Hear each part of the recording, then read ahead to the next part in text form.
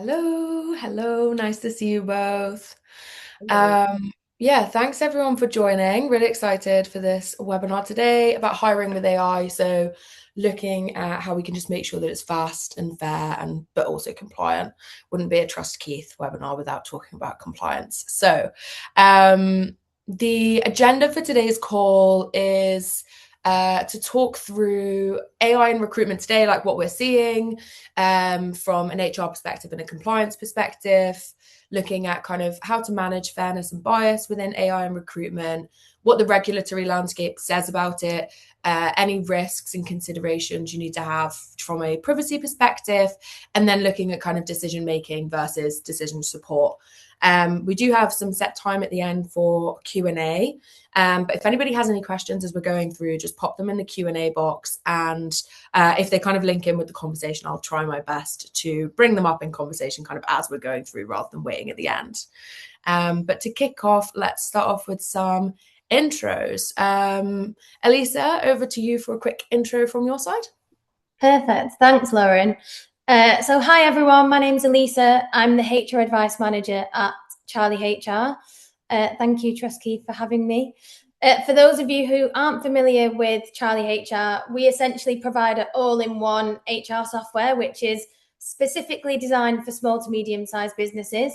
And the platform helps people manage day-to-day essentials like employee records, time off, performance management, onboarding, and documentation all in one place.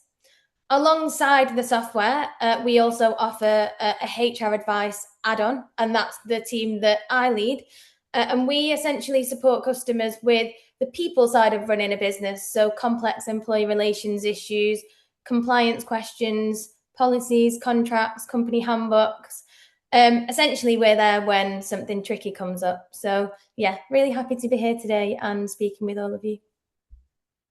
Thanks so much, Elisa. And yeah, from an employee perspective, I really like the Charlie HR dashboard. I find it very easy to book time off, which I find is the most important use of an HR system. But Kaylee, over to you for a quick intro from your side. Hello, everyone. I'm Kaylee. So I am the lead DPO at Trust Keith.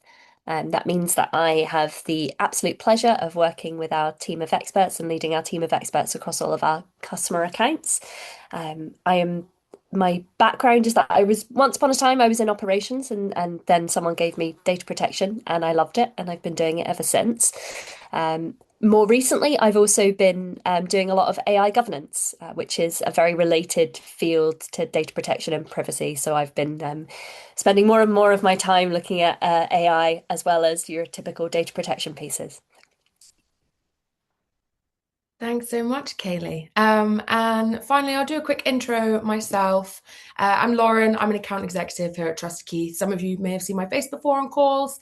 And I work really closely with Kaylee's team, kind of helping our customers manage data protection. And I'm going to be kind of hosting the webinar today, but I'm by no means an expert in this subject. So I'm really excited to learn from Elisa and Kaylee. Just a quick intro to Trust Keith for those who don't know. We are your always on privacy partner. So we provide embedded DPO support for companies that are very dedicated to your business and really understand your business kind of in a lot of detail. And we work with a lot of data centric global businesses. So very excited to be chatting about this topic today. To get started, we actually wanted to do a quick poll just to kind of understand from the participant side, like attendee side, how you are currently using AI in recruitment processes. You can select multiple of these. We just thought it'd be interesting to get kind of an understanding of like what people are actually using it for already, or if it's just something you're like assessing at the moment.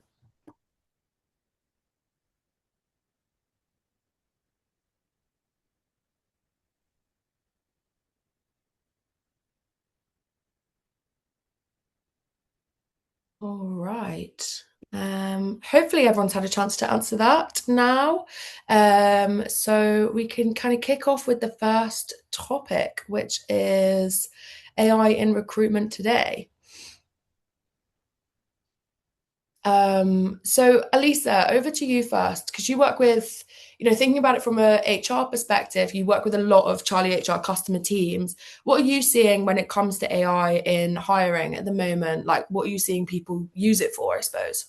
Yeah, so we work with about 200 small to medium-sized businesses, and it's showing up a lot. AI is showing up a lot in recruitment at the moment, and there's a few key areas that we're seeing lots of customers using it. One of the first areas is note-taking and summarizing during interviews, and I think we've seen a massive shift in this over the last 18 months. We've got tools like Gemini, we've got Gong, we've got Otter, we've got Read AI. There's so many different transcription tools, and they can record interviews, they can transcribe it, and also they can help you with a structured summary that you can then use to help compare candidates side by side. And a lot of the customers that I work with that are using this are saying that it's a huge time saver. Just two things to flag, and this is something that's come up from some of our customers, is like, you have to tell candidates that this is happening. Like, consent really matters here. And you also need to be careful about what gets stored where, especially with data protection. I'm sure Kaylee will come on to this later as well. Another area that we're seeing it being used, and this is actually an area that we use it at CharlieHR as well, is interview question generation. This is a really practical, low risk use case, really. And you can tailor interview questions to a specific role using AI. Loads of our customers are doing this. Essentially, you just need to feed in the job description to like Claude, ChatGPT, whatever tools you're using, and it'll give you a really comprehensive starting point in minutes. And that's particularly what we found is it's particularly useful for managers who don't interview regularly. So that's where we're seeing a lot of our customers using it. We've got some customers that are using it for sourcing. So customers using AI to find passive candidates on LinkedIn or more niche platforms for specialist hires. So AI will do that trawling, and it'll find people who fit a profile based on what's publicly available, and then the humans will take it from there with the outreach. I think that you need to tread a bit carefully with this, but we have got a few customers that are using it for sourcing. We've also got some customers using it for CV screening, ranking. This is quite a common one, especially for high volume roles. So maybe roles like customer success, customer service, retail roles, anything where you'll get, like more than 200 applications. We're seeing CV screening and ranking being used a lot. And what that means is that companies are using AI to screen and rank CVs against the job description. So then the human review will start at like a pre-sorted pile rather than having to wade through everything. One thing that we've learned over the last 18 months is that using an AI tool like this is only as good as it's being trained on. So if you are training it on historic data that has bias in it, and a lot of data does have bias in it, the AI will then reproduce that bias at scale. And I'll talk about this in a bit more detail afterwards. But this is one of the areas where if you are using it, you really need to know what's happening. And that's something that we speak to a lot of our customers about. And then finally, another area that customers are using this for is job description writing. And there's two angles here. The first is drafting job descriptions using, like ChatGPT or Claude seems to be super popular with our customers at the moment. And that can help you draft a job description in, a minute rather than spending hours on it and starting from scratch. The second angle is a bit more interesting. We've got some customers that are using AI to screen job descriptions for non-inclusive language. So looking at gendered words, jargon, anything exclusionary. There are actually some dedicated tools for this, but we've got customers using ChatGPT and Claude for it as well. And I think just pulling all of that together, the pattern across all of these is the same. AI seems to be taking a lot of the volume and the repetition, and then that human role from an HR perspective, what we're seeing is now shifting towards upward, towards judgment, towards relationships, and then also that decision making. And I think that's kind of the picture across our customer base right now. That's really interesting. Thanks so much, Elisa. And actually, I think that last point that you made about, it's being used for the more manual, like admin heavy tasks. I think we're seeing that, like anyone that's in the operations space will be seeing that across like multiple different categories. And Kaylee, from your perspective, does this kind of match up what you're seeing on the like privacy and compliance side and from our customers? It does actually, yeah, it really does. So in general, what we're seeing is AI typically, not exclusively, but typically being used less as a hiring decision maker and more as a productivity tool. So really reflecting then what Alyssa was saying. Um, what the kind of biggest use case that we're seeing is really just helping sometimes quite small teams operate really efficiently. So the most common use case that we're seeing across the board is at the moment still candidate data being captured through those transcription and recording pieces. But then we also, all of the things that are already up on screen, so I won't repeat them. Another interesting use case that we have seen is around interview admin. So yes, candidate sourcing, yes, interview questions, but also maybe chatbots or AI assistants, scheduling candidate communications, maybe sending, overviews, interview communications, those kinds of things. So in general, though, the pattern is pretty similar. Most queries that we're getting at the moment aren't, most of our customer use cases at the moment aren't super advanced automated hiring that's doing candidate scoring or anything, especially high risk. They're more about rapid adoption of AI enabled features within existing tools that they may have already been using. Things like that transcription, summarization. I mean, so useful when you're running interviews if you don't want to be making your hand tired from trying to keep up with typing the responses. Questions that we're getting tend to be more along the lines of do I need to tell candidates that I'm using AI? Questions around transparency. Or one of our tools has launched a new AI functionality. Are we allowed to switch it on? Can we switch it on? Is it safe to switch it on? Which definitely demonstrates that people are thinking about the risks around AI, and I'm sure everyone on this call is, otherwise they wouldn't be on the call. So we're all thinking about the risks of AI in recruitment, but also that there is a hesitancy there about whether or not we should be using it. Yeah. No, that's really interesting, Kaylee. And the next question and kind of topic actually links into something you've both talked about, which is around fairness and bias within the use of AI. And it was interesting, actually, Elisa, you mentioned that some companies are using tools to actually try and strip some of that language out of job descriptions, which is interesting. But I know when we've been speaking kind of prior to this call, Elisa, there's been like a couple of high profile examples of AI bias in hiring that you're aware of. So it'd be really interesting to kind of hear what you have seen in this kind of space and like what you know about it. Yeah, definitely. One of the most famous examples, which I'm happy to speak about, is Amazon. Everyone's heard of Amazon. I'm sure a lot of us have got an Amazon Prime subscription here. But Amazon actually built a AI tool to help screen CVs. And the idea was quite sensible. So train it on what successful Amazon hires look like over the last 10 years and use that to then rank new candidates.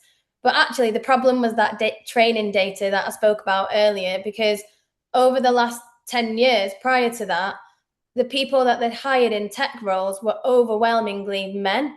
So when the AI learned what a good CV looked like, it learned that male was actually good.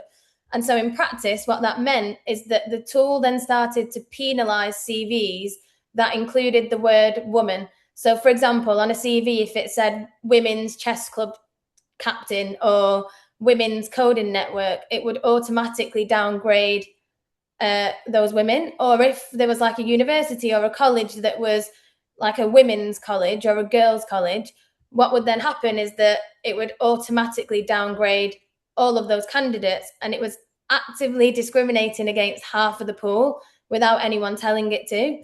And Amazon actually tried to fix it and they couldn't, because once bias was then baked into the model, they then couldn't get out of it without rebuilding the whole thing. So then actually they ended up scrapping the whole thing entirely. And I think the reason why this is so important is because Amazon, as a company, they weren't careless when they were building it. They had actually some of the best engineers that were working on it. But the point is that if you train a model based on biased data, and a lot of data can be biased, you will then get a biased model, even when you didn't mean to. And then once that bias is in, it is really difficult to get it out. And if you're using a tool like this in a company, it's you as a company that's responsible, even if it is another tool that is creating this for you in the organization. And so it's really important that with any AI tool, particularly a hiring tool, you think about what it does and what it's trained on. And I'll talk about this later, but even test it yourself in your organization as well. But yeah, that's just one quite famous example, which I thought it would be quite good to talk about. Yeah, definitely. And on that point you made there around, is it the vendor or is it the employer that's on hook for that? Kaylee, it'd be interesting to get your kind of like sense on that from the privacy perspective as well. Yeah, I mean, it's absolutely the case that there are responsibilities on both sides. AI bias is one of those things that sits really at an intersection. So it sits at an intersection of data protection and equality law and lots of other AI governance pieces. AI recruitment tools, like even if they appear neutral, if they're screening or scoring or profiling, this kind of process can really disproportionately disadvantage people. And those people can be individuals with protected characteristics under the Equality Act. And what that means is that you are effectively engaging in indirect discrimination. At the same time, the GDPR requires that there's personal data being processed fairly, lawfully, and transparently. So where AI-driven decisions produce that bias, that bias or those discriminatory outcomes, it can indicate both a failure to meet your Equality Act obligations and also a breach of your core data protection principles, particularly like fairness and accountability, transparency, all of those things that you'll hear me banging on about all of the time. The really important thing here is that employers remain responsible for the outcomes, even if they are using third-party AI providers. So the provider or the maker of the tool, the seller of the tool, does have obligations to ensure that the systems are being trained properly, that they provide proper documentation, that it's all being done properly. But at the end of the day, if the system that you are using is discriminating against individuals or is not in line with data protection regulations, the employer also has liability there. But there's also another quite interesting case. There's the Amazon case that we've already touched on. That's quite famous, and that was one that was very much it was kind of cut and dry because Amazon recognized that this was definitely happening. They held their hands up, they switched it off. There are lots of other pieces of anecdotal evidence around bias in AI systems, both in recruitment and elsewhere. But there's also an ongoing court case at the moment. And it's important to say that it is ongoing. It has not yet been decided. But an organization named HireView, they have an ongoing claim against them at the moment that basically says that there was an analysis of facial expressions and speech patterns in their video interviews that were discriminating against individuals based on race and disability. And so that's something that I am interested in keeping an eye on as we go through, and that people in the field are watching at the moment. They have subsequently removed that facial analysis functionality, but it'll be interesting to see where the courts land on that. Yeah, that's really interesting, and I imagine it's something we'll see maybe a little bit more of. Actually, is this coming up in the news more just as AI is being adopted a lot, and that brings me on to the next section about kind of the regulatory landscape. So, there is like a huge amount of noise around AI regulation at the moment. From like my side, I hear a lot from customers and potential customers, concerns about AI use and wanting to make sure they're doing it compliantly. You've got the EU AI Act, the kind of any like new ICO guidance. This is a very broad question, Kaylee, but what do businesses actually need to kind of know in this space? Yeah, I mean, there's a lot to know, and there's also a lot to be worried about. And I think that there is a lot of noise, as you said, and sometimes it's a lot of white noise, and it's really about like like understanding what the key pieces are. So here in the UK, the ICO has identified automated decision making in recruitment as a key regulatory priority. So where there is ADM in recruitment, that is something that you can expect the ICO will take a view on. Recent work from the ICO is really focused on how employers and recruitment platforms use AI for sourcing, for screening, scoring, selection. There's a particular concern around transparency, so making sure that candidates are aware of how their information is going to be used. And that is, a strong recommendation that I would take forwards to anyone thinking about using AI in recruitment in any part of that recruitment funnel. It's like, be really transparent about it. Be really transparent with your candidates about how you're using their data and where AI is involved. They've also begun scrutinizing, the ICO this is, sorry, have begun scrutinizing real world practices, and they have signaled that organizations might be relying on automated decision making actually more extensively than they had realized, which is interesting and it's something that I'll maybe come back to. You mentioned the EU AI Act, and that is without a doubt at the moment globally the most comprehensive piece of AI regulation. And the EU AI Act does not focus only on automated decision making, but actually around AI use for recruitment overall. AI systems being used for recruitment, candidate screening, selection, like employment related decision making, as with the ICO. All of those are generally treated as high risk under the EU AI Act because of their potential to impact individuals' rights and opportunities. So the fact that you could be denied a work opportunity has a substantial impact on an individual's life, their opportunities. That means that these systems are typically deemed high risk. And high risk systems mean that there are pretty extensive requirements around things like risk management, around human oversight. Human oversight is absolutely critical around like your data governance, again, your transparency, monitoring, documentation, all of those things. The AUAI Act, it should be noted, covers both providers, so those who are building, selling the systems, and deployers. Deployers are the people who are actually rolling it out. So that's where most of our customers are sitting. They're not usually building the tools from scratch. They're usually buying a tool and rolling it out. So yes, vendors need to design compliant systems, but as we referenced a moment ago, like employers remain accountable for how those systems are used and the outcomes they produce, as well as the impact that it has on candidates' rights. So, as well as the piece around transparency, a really core thing to think about is like how you are doing your due diligence around vendors when it comes to AI selection. And due diligence on an AI vendor that you're using for recruitment should go an extra step beyond your typical due diligence for a candidate, because you actually do want to be looking at, okay, what are you training this data on? Like, how can we be confident that there's no bias? How can we be confident in the decisions that it's making? Because ultimately it is you that's on the hook for it. And Kaylee, on that EU AI Act, actually, does that only count if the company, so say a company's using an AI vendor or they've built one themselves, does it only count if they are operating in Europe, or is it if any candidates are from, the EU as well? So how does that kind of work when it comes to hiring? Yeah, so it would be if you are actively recruiting in Europe, because as with the GDPR, it's not where you're operating, it's how it impacts individuals resident in the EU. So if you are like actively selling a tool into the EU market, but equally if you're actively recruiting in Europe, I would strongly recommend that you are au fait with the rules around the EU AI Act. Perfect, thank you.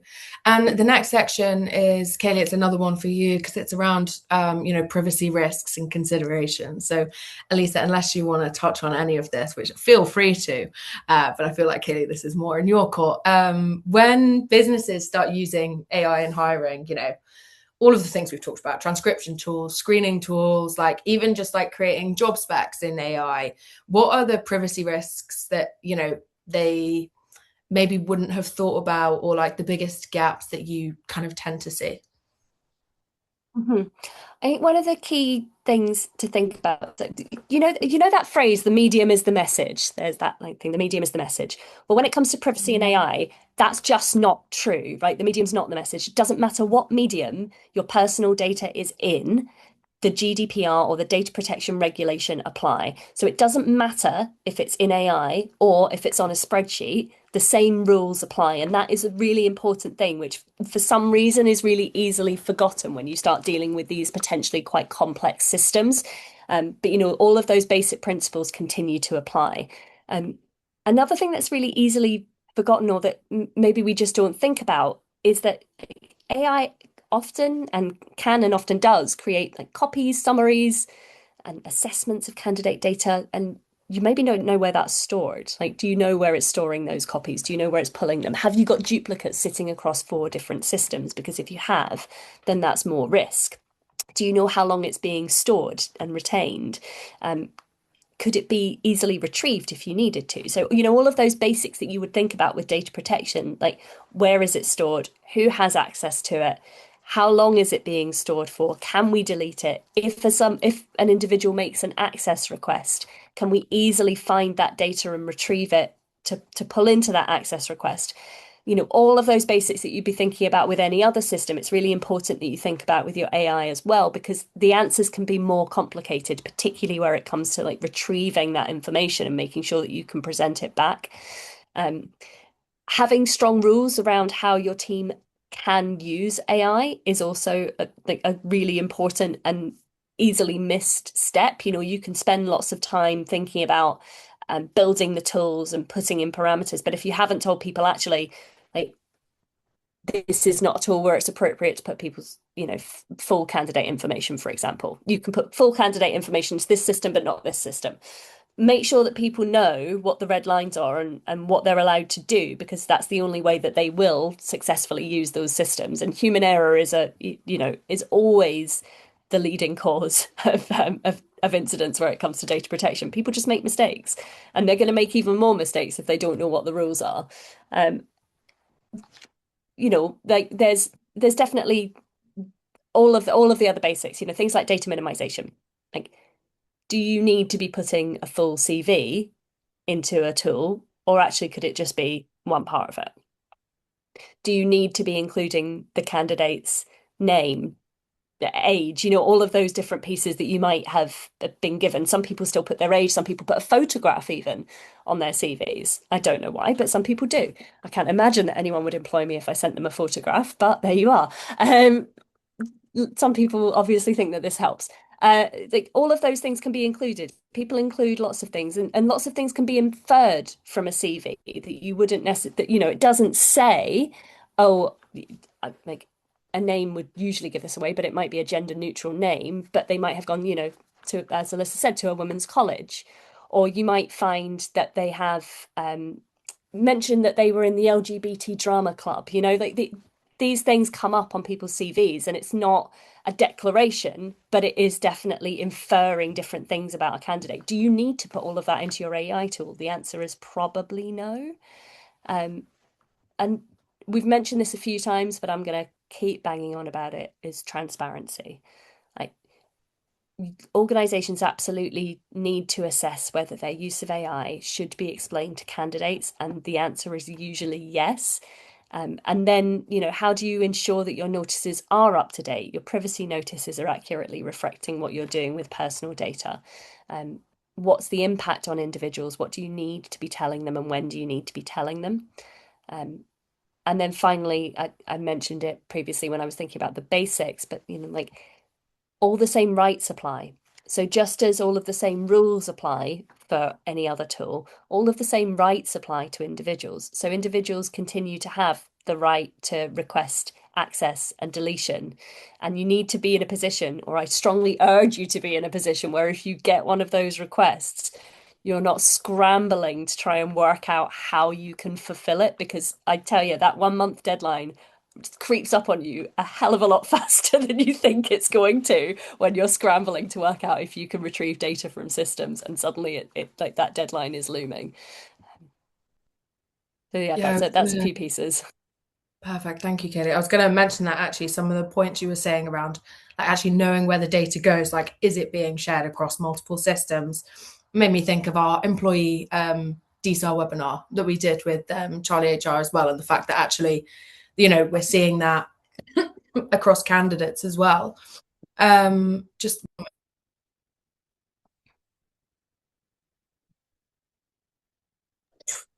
apologies, I had a tickle in my throat. The next section is on kind of like decision making versus decision support. So, Elisa, I'd be really interested to understand kind of what you think on this from an HR perspective. Like, why does it matter whether HR is making a decision versus like just supporting one? And for hiring managers, what's like, what is the practical difference?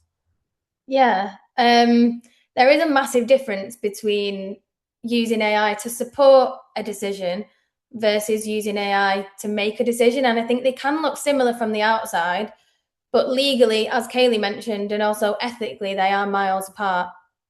So if you think about decision support, I would say this is like the lower risk way, and that's where AI will help you, but the human's actually making the call. So, for example, AI drafts the job description, but you actually decide whether to use it.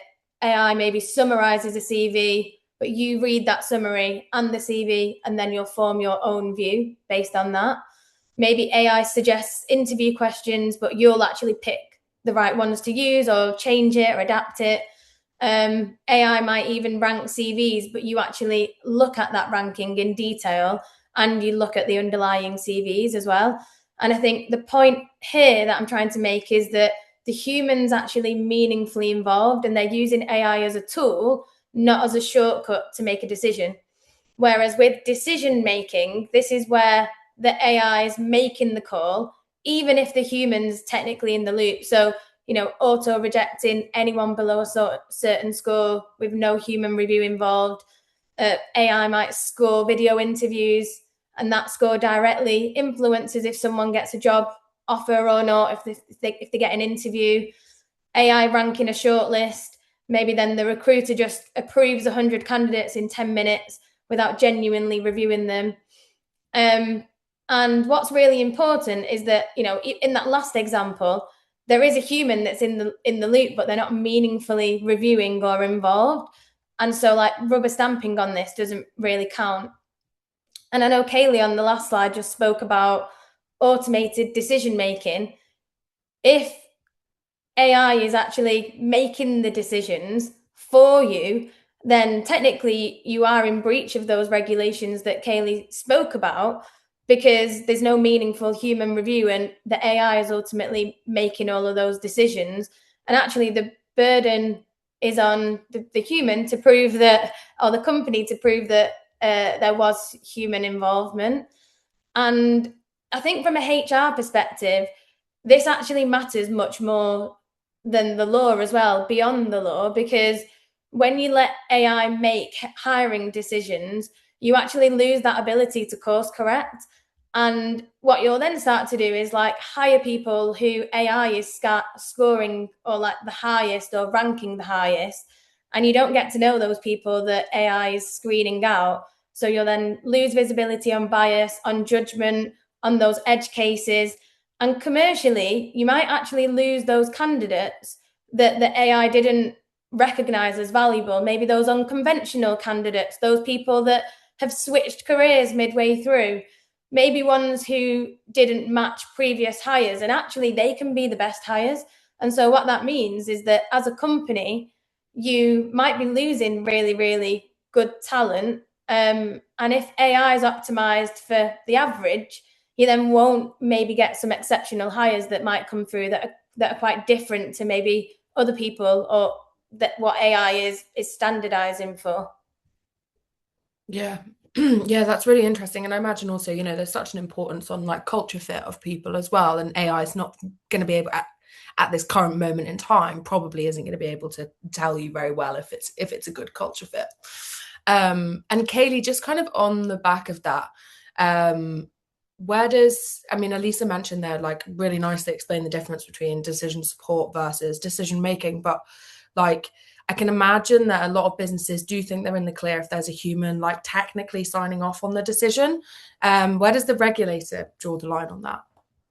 That's a good question. Sorry, if you don't mind, just before I answer that, I'm just going to comment on something that Elisa just said, which is, if AI is optimized for the average. And I think that's such an important thing to think about. Like, this is less the data protection thing and definitely more Elisa's niche. But like, who wants to hire the average? We don't want average. We all want, like, the reason that everyone's using AI in recruitment is because recruitment is a pain point, right? It takes time, it's hard. But sometimes it should be hard because you don't want an average candidate. Like, you want someone in your business that's brilliant. And if you just get that average all of the time, then you probably are missing out on some great people. Anyway, that's beside the point. And you asked me about the regulation. So yeah, like, as we've discussed, human oversight is one of those areas of regulatory concern and focus. And as Elisa alluded to there, like, the key question, not only ethically, but from a regulatory stance, is whether there is genuine decision making happening or if individuals are just simply following an AI's recommendation all of the time. So if you're doing things like AI ranking or scores or recommendations, and they are routinely accepted without meaningful review or challenge, a regulator may view that process as effectively automated, even if a human is formally signing it off. If you never challenge the results of what you're getting, then actually you're not a human in the loop. You're a human ticking a box, and that's quite a different thing. So the test isn't if a human's involved, but actually if their involvement is meaningful, exactly as Alyssa has said. In terms of a position of the closest regulator to home, the ICO, they have stated in guidance on AI and automated decision making that meaningful human involvement is required where organisations seek to avoid characterisation as solely automated decision making. Now, there has been a change in UK regulation recently with the Data Use and Access Act. That means that the rules around challenging automated decision making are slightly diluted now in the UK compared to what they were before under the general GDPR. But as a rule, I would urge organisations to avoid falling into that bracket of automated decision making around recruitment because it is a high risk area. And then, further afield, but still close to home, if you look at the EU and the EU AI Act, as well as the EU GDPR, those rules around automated decision making have not changed. Individuals always have the right to challenge automated decision making, or almost always have the right to challenge automated decision making where it's occurring. And as I mentioned before, the EU AI Act, it will classify these systems as high risk. And providers and deployers, so that's not just the makers, it's the people using these tools, must implement effective human oversight measures. And that means that humans are able to understand, monitor, and intervene where necessary, rather than just validating, ticking a box at the end. So the key is not like, are you presented with some option? Are you presented with a conclusion and you're just signing it off? For there to be real meaningful human oversight, there should be an opportunity for the human in the loop to understand how the decision was reached. And it shouldn't just be a black box decision. We should be able to look at it and say, okay, that's why this candidate was screened out, or that's why this candidate was scored in this way. Actually, I don't agree with that. I'm going to amend it. I'm going to change that. I'm going to do something that's not the recommendation. So a superficial sign-off process is just not going to cut the mustard when it comes to those obligations. Yeah, it's exactly right. And also, it's an interesting space, isn't it? Kind of being governed by like GDPR, the EU AI Act, plus then employment law as well. So you're kind of surrounded by regulation in this area. So it's important to make sure that you are just protecting your company, but also protecting your decisions as well. Protecting your decisions, protecting your culture. As you said, that cultural fit. Like, I mean, I personally wouldn't trust an AI to decide who's going to be a good cultural fit because that's hard to do. It's a hard skill to get. And one of the things that comes up a lot when you're thinking about AI is this, like, is it fast thinking, slow thinking? Fast thinking where you jump to decisions really quickly, and AI is really helpful for that kind of thinking, is easier on the brain, and your brain wants to do that kind of thinking because it burns less calories, and it, like our primeval brain wants to do that. Like, slow thinking is harder, but the less you do the slow thinking, the more you lose the capacity to do it at all. That you need the people who you want to be hiring for the right cultural fit, for the right people in your team, to be practiced at doing it, because otherwise they won't be able to do it anymore. And the more you farm those decisions out to AI, like, yes, there's lots of regulatory risk, but you also risk losing some of that capacity and those skills. Yeah. And also, I mean, interestingly, fast thinking burns less calories. It does, I feel, until you've had a day full of decision making, and then your partner asks you, what do you want for dinner? And you're like, that's it. That's one decision too many. Before we move on to the next session, I just wanted to let everyone know who's attending that this is kind of the last section that we're going to be talking about. So if anybody has any additional questions that they want covered before the Q&A section, just make sure you pop them in now. But the kind of final bit that we wanted to talk through is just some more real world examples, really. So Elisa, I'm sure you've come across a lot of examples where things have gone wrong. Obviously, anonymized, don't name names, but do you have any examples of like where AI has gone wrong? Is there anything you've seen specifically? Yeah, of course. Happy to share some anonymized examples. Not very sure our customers would be happy with us sharing their information, especially with a company that's a data protection specialist. But yeah, the first example. So we've got one customer. They're mid kind of sized, and they actually set up AI to rank CVs and auto reject anything below a certain score. As I mentioned earlier, this was for customer success role, which they knew they were just going to get tons and tons of applications for. So they really wanted to cut down the time that their head of recruitment was spending on like unsuitable applications. Also, the job market is quite crazy at the moment. And so what that means is that there's even more applications that are coming through. What they didn't anticipate is that AI was actually down ranking CVs with career gaps. So anyone that had been on maternity leave, or anyone that had been out because of illness, or just any gaps in careers, they'd gone traveling or taken time out to care for someone, those kind of people are actually penalized, and they may have been strong candidates and they were just being auto rejected without anyone laying eyes on them. And so I think a few lessons from that is don't auto reject candidates, use AI to triage, rank, but make sure that there is a human eye on that rejected pile, not just the shortlist. And just from an HR perspective, career gaps aren't a signal of capability. Most AI models will treat them as one because that's how they've been trained, and maybe they've been trained that patterns of continuous employment is the norm, or that's what they should be looking for. But career gaps absolutely are not a signal of capability. So yeah, that's one example. Also got another example that I can share, which is a bit more common, and this is something that saves loads of time, which is why loads of companies are using it. But we also had a customer that was using AI to transcribe and summarize interviews, something that lots of people are doing, not only in interviews, but on just everyday calls now as well. Saves people hours, as we spoke about. What they didn't do is update candidate-facing communications. So there was an interview and bot joined the call, and the candidate asked what it is, and they raised a bit of a concern, and the company just froze. They didn't really know what to do. They didn't think that they were doing anything wrong. And so what they then had to do is pause, stop using the tool, and really think about how they embed it into the recruitment process properly. And like a few lessons from this is, as Kaylee mentioned, tell candidates up front when AI is involved in any part of the process. We shouldn't really be waiting for candidates or people to be asking about it. They should know about it and be able to consent to it. Also, make sure that privacy notices are updated to reflect AI tools.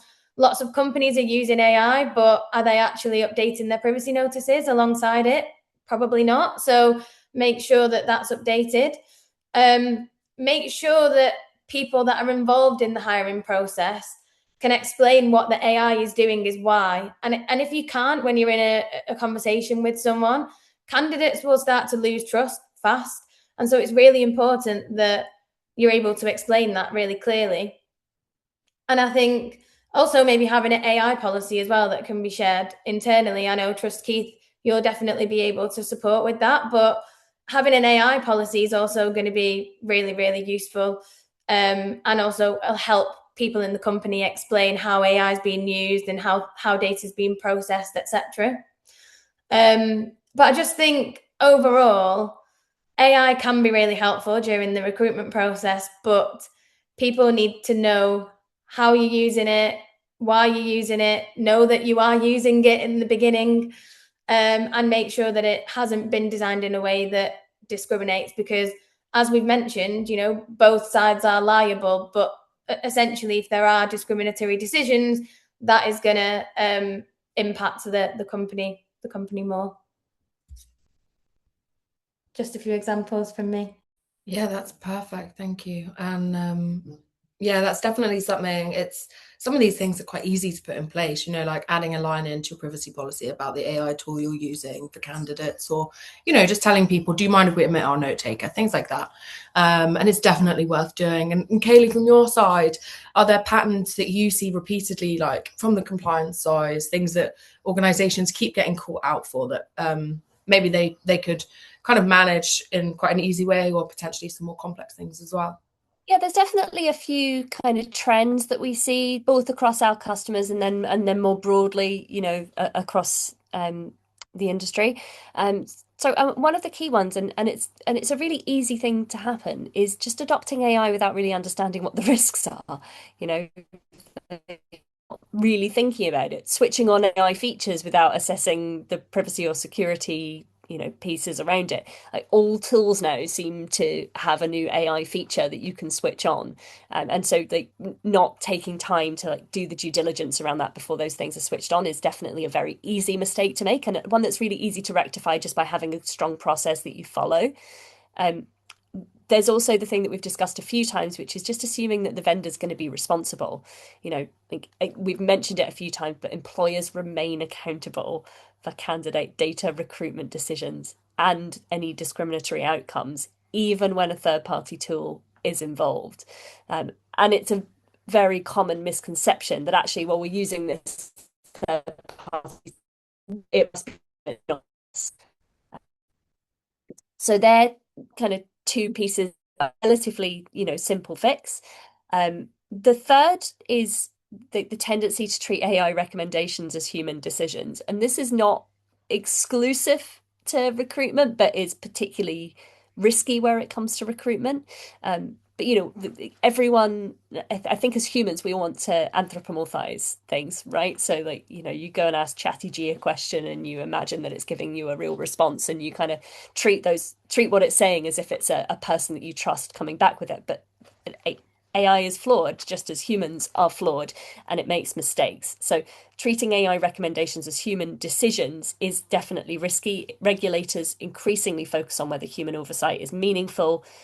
So, all of those things that we discussed about actually having a real human in the loop, it is slightly more complicated than just making a decision about whether you switch the tools on or off, but definitely is worth taking the time to sit back and think about properly and put in place properly.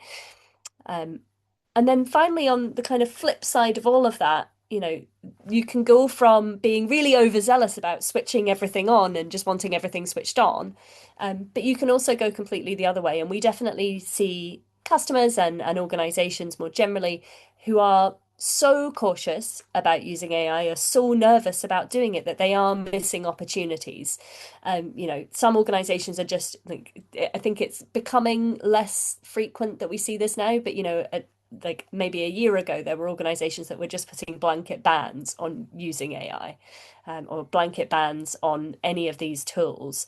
And in those instances, they probably were missing out, not on AI making decisions for them, but on some of those efficiencies and time saving pieces where AI can be doing the repeatable work that isn't a human led decision. Yeah, exactly. And I feel like obviously when we talk about the compliance side of things, we do need to talk about the risks and things that can go wrong. But it's definitely important to mention that AI has such great uses, and that easy decision making, so to speak, and that easy kind of, day-to-day management, like the admin side of things. Like if it frees up time so that you can then make those more complex decisions and you can improve the way that things are operating, it definitely is super useful. And as Trust Keith would never tell a company not to use AI in these sorts of instances. It's about just making sure it's balanced. And I imagine, Charlie HR is very much similar. It's how can we best help you to build it in and make sure that you're covered from that perspective.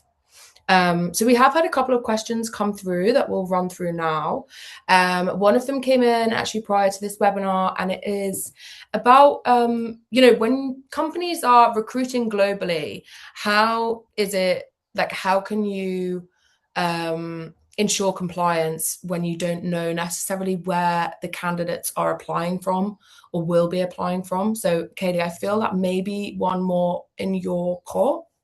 Yeah, I mean, it's tricky, right? Because we've talked about a couple of the key pieces, the guidance from the ICO, the EU AI Act, but there are new AI regulations that are cropping up all over the place in similar way that there's new privacy regulations that are coming up all of the time. And how do you stay on top of all of it? The key is that not everyone is expected to be an expert on this.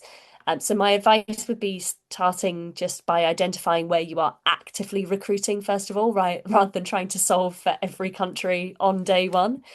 From a data protection perspective, build your processes around a really strong baseline of principles, transparency, data minimization, security, meaningful human oversight, and candidates' rights. And if you build your recruitment system based on those key principles and that foundation, it's going to travel well across jurisdictions.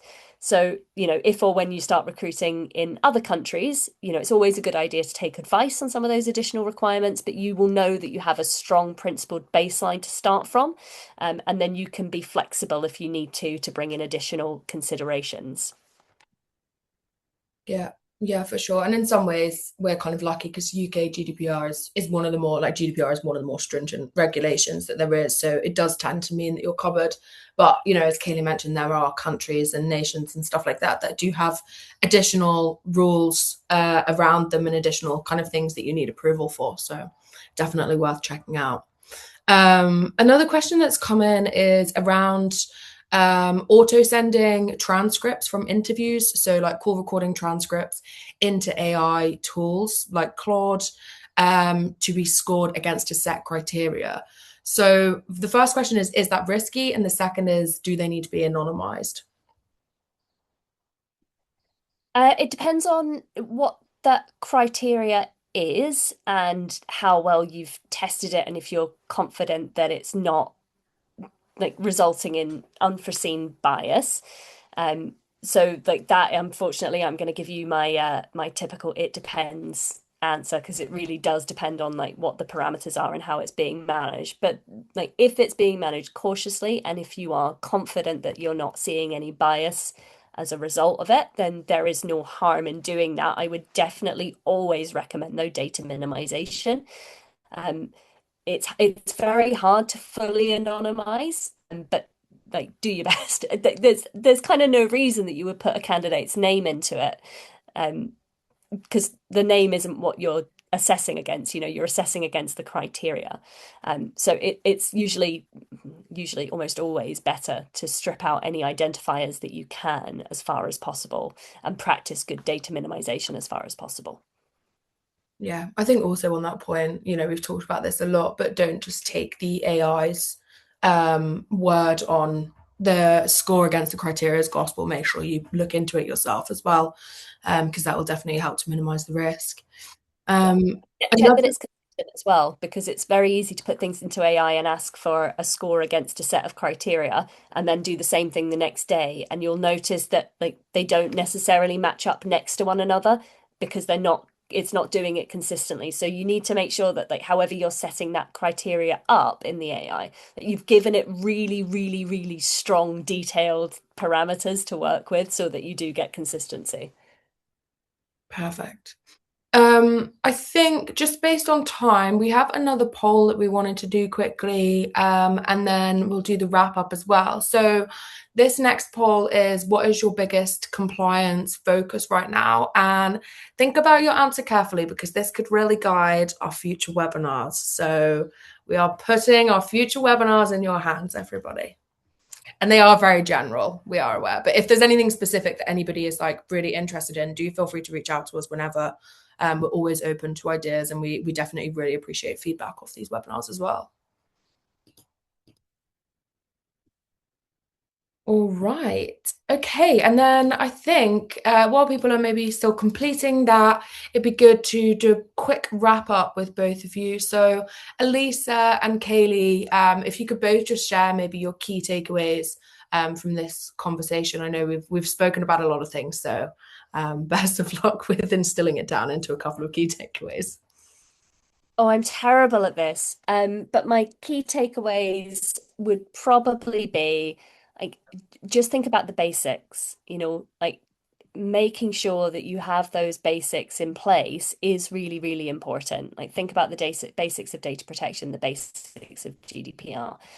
One thing that I kind of have here is also like, as far as you can, I really recommend trying to avoid getting caught in that, like, what are we doing about AI conversation. It's a bit like Jurassic Park, right? I don't know if you know that there's a bit in Jurassic Park where he says your scientists were so busy thinking about whether we didn't stop and think about whether we should.